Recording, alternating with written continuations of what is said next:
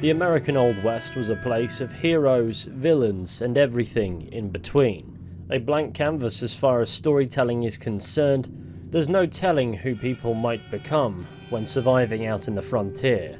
Thanks to history books and far less credible books, we know of many Wild West heroes, villains, and etc. And of course, the Red Dead games had to tap into these stories of Western heroes and villains to populate the landscape they'd built with people who had been moulded by it.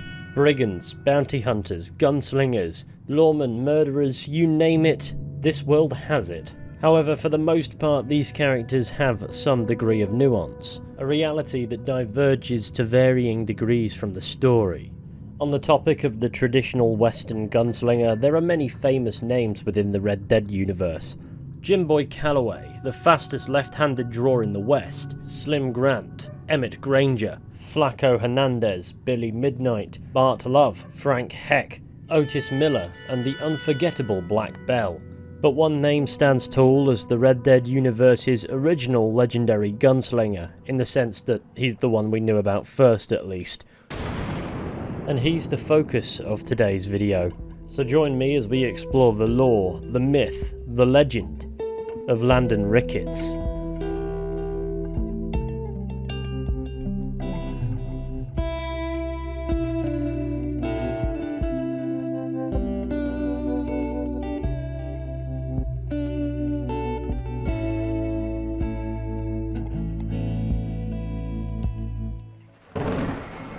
We don't get to meet Landon Ricketts in Red Dead Redemption 2, however John Marston meets the character while down in Mexico in 1911 during the events of the main story of the first Red Dead Redemption. He comes across as a well-meaning albeit pretentious old man, and though past his prime he's still competent with the gun and unafraid of conflict. As for any of his skills lost to the ages, he makes up for it with vain, quotable lines of dialogue that don't mean anywhere near as much as they first appear to. Nonetheless, he aids John Marston in his mission and leaves him with some of his knowledge about the gunslinging arts. As for why he's in Mexico, we'll come to that later. First, let's look at Landon Ricketts' early life. Red Dead Redemption's Game of the Year Edition guidebook describes Landon Ricketts as a 50-year-old former star gunslinger past his prime, holed up in Mexico and awaiting death. He is tough and powerful, but also vain and somewhat pretentious, placing his date of birth around the year 1861. Now, I know some people will say he looks far older than 50, but he's been chain-smoking cigarettes his entire life, whilst also being battered by an unrelenting sun for vast quantities of that, and on top of that, the lifestyle of killing people is hardly ideal. I'd say he looks quite good for 50. He's also only 2 years older than Arthur Morgan, and 12 years older than John Marston. Not much is truly known about Ricketts' early life, however, according to John Marston, he was famous when John was a boy. You were famous when I was a boy. What this means is in Landon Ricketts' late teens and early 20s, he'd already made a name for himself. And it doesn't take much imagination considering what he's famous for by the time we meet him to figure out how. If he was already a gunslinger at a young age, that doesn't necessarily indicate a stable upbringing. However, there is some doubt to be cast on the guidebook indicating Landon Ricketts being only 50 years old in 1911, as it also states Bill Williamson is 29 in that year and Dutch is 45. When thanks to Red Dead Redemption 2 we know Dutch is 56 in 1911 or thereabouts, and Bill Williamson certainly wasn't 17 in 1899 unless he hit puberty in the womb, so it can't be considered reliable information. It wasn't intended to be that way at the time, however Red Dead Redemption 2 did need to retcon an awful lot of insignificant information just to exist.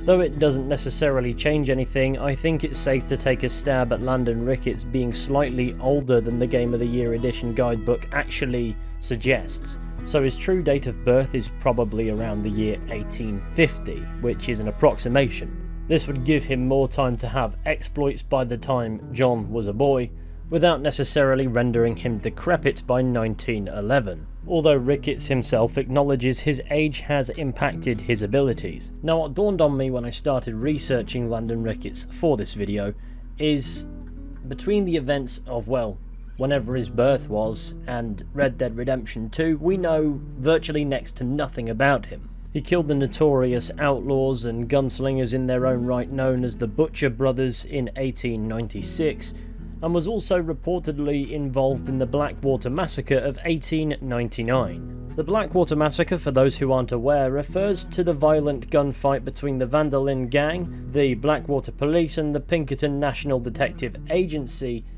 in Blackwater, obviously. It serves as the unseen opening event of Red Dead Redemption 2 that we need to piece together in retrospect. However, in 2 there is no mention of Landon Ricketts having been present. By 1899 his exploits are well known. His presence in Blackwater at the time would not have gone entirely unnoticed, and yet that was consistently the case throughout the events of Red Dead Redemption 2. Perhaps it was only somehow realised well after the aftermath that he was indeed there, or alternatively he was implemented into the story of that dark day in Blackwater's history simply to provide a romantic spin on recounting the events. Furthermore, John Marston was in Blackwater on that day. Perhaps if they were both present they might have seen one another and remembered. However, there are many ways it could have gone down in which both characters could have been present and not seen one another or not remembered, because it was 12 years ago by the events of Red Dead Redemption. But personally I think it's more likely Ricketts was not present at all in Blackwater in 1899, at least not around the events of the ferry heist that went wrong, and his status as a survivor of the following bloodbath is in my opinion implied to be unreliable information. By 1899 though, there is no denying he was a famous gunslinger. He has a cigarette card and is mentioned in passing quite a few times. He's been poisoning folks with his miracle cure from here to Annesburg. Killed more than Landon Ricketts without even pulling a trigger. Fella was telling me that gunslinger, Landon Ricketts, has a weakness for poker. You get the point these mentions make, but they don't give us any information. His name is just casually dropped in such a fashion that it's mutually understood who he is. It probably helps embed that if he was in Blackwater during the ferry job, he would have been noticed, but besides that it just implies how ridiculously famous he is. As for more substantial information about Ricketts, though it is thin on the ground in Red Dead Redemption 2, there is some. In Downs Ranch we can find a copy of Wild West Heroes No. 132. But first, please ignore this guy. So far, 20th century's as crazy as the last one. You may notice the cover of this dime novel features the one and only Landon Ricketts, although it's actually chiefly a story about Jim Boy Calloway. But the excerpt of chapter 7 we can read tells of an encounter between the fastest left-handed drawer in the West and Landon Ricketts. It reads as follows. Jim Calloway had been a rancher and a scout in the army, but still he knew the risks of travelling through the ravine at night. If captured, banditos knew him to be the deputy sheriff, and torture would be his fate. He reloaded his rifle and revolvers and felt for his knife, and with caution snuck along the ridge in the moonlight. There would be, without question, Mexican sentinels posted and on the lookout, but Jim was not scared. Jim was a hero, women loved him, and he shot men in the face, not the back. Death did not frighten him, only dishonor did, and not a bad guy alive would stop him. The banditos had sealed off all roads leading to Fort Ballard, and provisions had been stolen en route. A message had managed to make it out well on 35 days ago, and the news was grim. The fort had been overrun by an outlaw gang who had taken the residents hostage. Many inside the fort were sick and starving, but that didn't explain the presence of a ragtag bunch of ex-Mexican army soldiers surrounding the place. Jim aimed to find out. In the moonlight, he could see the circle of banditos surrounding the fort, and along the base of the hills leading up to it were cook fires where the Mexicans were camping. 200 ponies were seen in the valley feeding. He waited with stolid patience for night to deepen, and then was on the move. With the caution of a panther, he made a steep descent into the valley. 2 sentries were on either side of him, silent as ghosts. He slowly snuck through, then saw what looked to be their leader, for he was dressed as a Mexican general and standing not 20 paces distant. The general stopped and listened. Jim Calloway did not want to spill blood, but he had no choice. He had to get to that fort. He slowly moved on the general, preparing his knife, ready to grab his throat and drive the knife deep into his heart. Suddenly, white-hot pain exploded through his hand as a gunshot rang out, his knife having been shot out of his grasp. His feet were kicked out from under him, and a Schofield revolver was pointed at his face. I'm not good with impressions, so you're going to have to imagine the character speaking the dialogue, okay? Jim Boy Calloway, what are you doing wearing that deputy badge? The man holding the revolver scoffed. You keep jumping from one side of the fence to the other, you might just get impaled on it. I could say the same thing about you, Landon Ricketts, Calloway scoffed. I heard you and your brother opened up a brothel. What makes a buffalo hunter, saloon keeper, gold miner and now brothel owner put on a badge? Ricketts said. Clanton Finch is holed up in that fort. He killed my brother in Blackwater and I aimed to kill him. Damn you, Ricketts, don't get in my way, Calloway replied. That man you nearly cut open is General Emiliano Salgando. He hates Finch as much as you do, Ricketts said. They killed his wife and have his daughter prisoner in the fort. That walking beer keg Colonel Baldwin damn near let the outlaws walk in the front door. He and his men were so drunk. Rumour is, though, they're getting desperate inside since supplies have been cut off. A cry rang out like a trumpet from one of the banditos posted as a lookout. The front doors of the fort had opened up and a raiding party of dozens of men were heading directly for them. You still the fastest left-handed draw or have you gone soft? Ricketts said. You didn't hear about them 14 men I killed at Lucy Hollow? Calloway replied. I heard you shot some of them in the back. Ricketts responded. They deserved it, Calloway said. Ricketts grinned. The renegades were riding hard in their direction and the Mexicans had steadied their rifles in anticipation. Calloway smiled and drew his rifle. He took aim down the sight and casually pulled the trigger. A man far off in the distance fell off his horse. The air filled with blood and lead and soon every man was fighting for his life. Landon Ricketts suddenly let out a yell saying, "To not be continued." Now, as far as the Red Dead universe is concerned, the bulk of that story likely is not true. Dime novels were quickly written and sensationalized but superficial pieces of work. Though they may or may not pertain to real people, they haven't got a track record for recounting actual events with any degree of accuracy. In this instance, we can deduce that by our interactions with Jim Boy Calloway himself, in which in a drunken state he tells the author writing a book about him that the stories about him are largely nonsense. What really happened at Sylvia's Saloon back in '76? Just a lot of bunk, Plato. It's just a lot of bunk. It's not bunk, Mr. Calloway, sir. It's history. This Stranger Mission chain further implies Jim Boy Calloway isn't the hero he's made up to be in the novels, so I think it's reasonable for us to dismiss the bulk of things said in this book. However, on the 2 pages we can read, there is a line of dialogue from Ricketts that he actually does say. Just be careful, John. Keep jumping from one side of the fence to the other, you might just get impaled on it. So he either pays attention to what the novels say about him, or this is a catchphrase of some description. Chiefly it is a callback in a cheesier context, but there is a line of dialogue in Red Dead Redemption that suggests Landon Ricketts actually wants you to believe the nonsense stories out there. You're a long way from being a Landon Ricketts partner, young, old, or otherwise. All those stories you heard as a boy were true, you know. Perhaps he's playing a fictitious version of himself, or simply taking inspiration from the fictional works made about him. It's unclear why he wants you to believe he showed up in Jim Boy Calloway's life just to provide exposition, though it is certainly not what he meant. But with some degree of certainty, we know the stories about him are largely sensationalized, and his character was well known, as he appears to definitely be the character in the novel that he winds up being when we meet him in 1911. However, that copy of Wild West Heroes is unlikely to be an accurate depiction of events.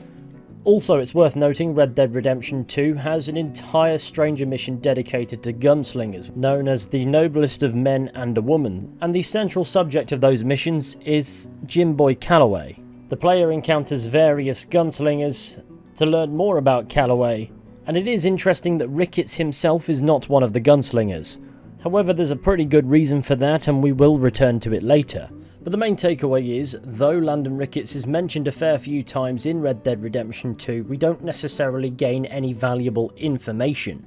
All we know is he's a famous gunslinger who took down the Butcher brothers, and he reportedly survived the Blackwater massacre, though it's unclear what his role actually was. at least up until 1899, because Red Dead Redemption 2 prioritises using his name to flesh out the world he inhabited rather than give us any new concrete details. However, we do know a snippet of his life between 1899 and 1911, chiefly regarding his relocation to sunny old Mexico.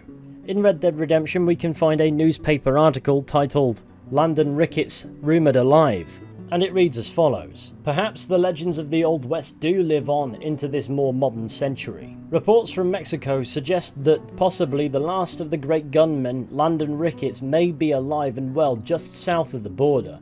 Mr. Ricketts, who survived the Blackwater Massacre of 1899 and who shot and killed both of the Butcher brothers in 1896, among many other rumoured and verified killings, was long believed dead after a late-night gunfight in Eastern California in 1902. Now it seems the last of the men who lived by the speed of their reflexes may be still among us. It is unclear whether he will now join a Wild West show. What this tells us is Landon Ricketts vanished following a gunfight in 1902. Leaving the people of what became the Old West to speculate that he died. All the while he'd been in Mexico where we find him. Specifically, he relocated to Chuparosa, where he serves the function of an auxiliary lawman. It's clear the locals respect and appreciate his efforts, and if the bottom line of the aforementioned newspaper article is to be believed, where it speculates that he could join a Wild West show and apply his killer instinct to entertainment, it's likely by the time he left the country his talents weren't appreciated in the United States anymore. And being a fairly proud character, it's understandable why he would relocate in order to be appreciated for what he is rather than what he'd be forced to be. And so we know with certainty, while he may have initially been presumed dead, Ricketts spent the best part of a decade doing heroic deeds down in Mexico, acting as a vigilante of sorts, proving himself to still be a revered gunslinger well into his senior years. And after 4 short main story missions in Red Dead Redemption in which he aids John Marston and vice versa, we know he returns to the US in 1911. Now, we'll handle it from here. I know you got other matters to attend to. It's been nice riding with you, Mr. Ricketts. And you too. You took me back to another time. Talk to Louisa. She'll help you, and she's well connected in that other land. I hope you find what you're looking for, Marston. You know what I'm looking for. If you say so, Marston. If you say so. And then he's never seen again, but that isn't quite the end of his story. While playing as Jack Marston at the end of the game in 1914, we can find a newspaper article titled "Landon Ricketts Dead." And it reads, "Another piece of the Old West died last week with news that legendary gunman Landon Ricketts passed away quietly in his sleep. Mr. Ricketts, famous for his involvement in the Blackwater Massacre of 1899 and the deaths of the Butcher brothers in 1896, returned to the US 3 years ago after living for many years in Mexico. He is rumoured to have been writing an autobiography at the time of his death, but the book was never made available for publishing. Amongst the legendary shootists of the West, Mr. Ricketts was considered to be one of the fastest draws, although he was also dogged by rumours that one of his most famous victories when he shot and killed Johnny West was won by shooting his opponent in the back." And so the story of Landon Ricketts draws to a close. Following Red Dead Redemption's release in 2010, the actor who portrayed Landon Ricketts, Ross Hagen, would pass away on the 7th of May 2011. And though Landon Ricketts does not make a physical appearance in Red Dead Redemption 2, it appears Rockstar Games named a location after him, Mount Hagen, the backdrop for the very last mission in the epilogue, where the narrative of both Red Dead Redemption titles comes full circle. And that's as good a point as any to end a video about the legend of Landon Ricketts on. So, thanks for watching, and I hope to see you soon.